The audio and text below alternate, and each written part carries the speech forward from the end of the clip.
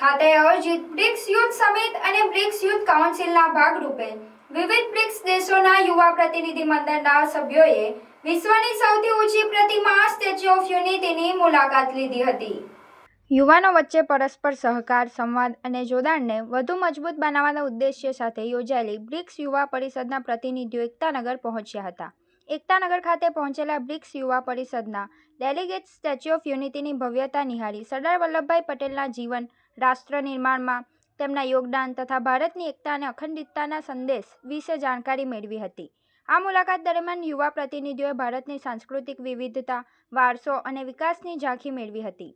BRICS પ્રતિનિધિ મંડળ માટે એકતાનગરના સર્વાંગી વિકાસ, સ્ટેચ્યુ ઓફ યુનિટી પ્રોજેક્ટ, અહીં વિકસાવવામાં આવેલા વિવિધ પ્રવાસન આકર્ષણો તથા પ્રવાસીઓ માટે ઉપલબ્ધ સુવિધાઓ અંગે સ્ટેચ્યુ ઓફ યુનિટીના મુખ્ય કારોબારી અધિકારી શ્રી દ્વારા પ્રેઝન્ટેશન રજૂ કરવામાં આવ્યું હતું. પ્રેઝન્ટેશન દરમિયાન પ્રતિનિધિ મંડળને એકતાનગર ખાતે વિકાસ અને પ્રવાસન ક્ષેત્રે હાથ ધરવામાં આવેલા વિવિધ કાર્યો તેમજ વિશ્વસ્તરીય પ્રવાસન માળખા અંગે માહિતી આપવામાં આવી હતી. ત્યારબાદ પ્રતિનિધિ મંડળે વિશ્વની સૌથી ઊંચી પ્રતિમા સ્ટેચ્યુ ઓફ યુનિટીની મુલાકાત લીધી હતી. મુલાકાત દરમિયાન વિવિધ દેશોના યુવા પ્રતિનિધિઓએ ભારતના લોખંડી પુરુષ સરદાર વલ્લભભાઈ પટેલના જીવન, રાષ્ટ્ર નિર્માણમાં તેમના મહત્વપૂર્ણ યોગદાન તથા ભારતની એકતા અને અખંડિતતાના સંદેશને નજીકથી જાણ્યો હતો. બ્રિક્સ દેશોના યુવાનો વચ્ચે વિચારોનું આદાન-પ્રદાન, પરસ્પર સમજણ, સહકાર અને નવી તકોનું નિર્માણ થાય તેવા હેતુ સાથે યોજાતી આ યુવા પરિષદમાં યુવાનોની વૈશ્વિક ભાગીદારી અને નેતૃત્વને મહત્વ આપવામાં આવી રહ્યું છે.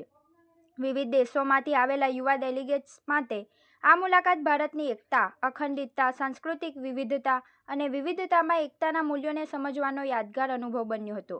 પ્રતિનિધિ મંડળની મુલાકાત દરમિયાન સ્ટેચ્યુ ઓફ યુનિટીના અધિક કલેક્ટર ગોપાલ બામણિયા, નાયબ કલેક્ટર નીરવ પારિતોષ, જિલ્લા યુવા વિકાસ અધિકારી શ્રી દિલીપ દેસાઈ સહિતના અધિકારીઓ જોડાયા હતા.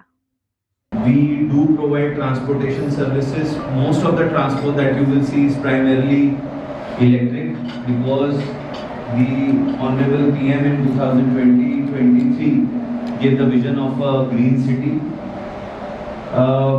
We are using multiple modes of transport. We have golf cart, we have kick scooters, we have electric buses, we have pink rickshaws.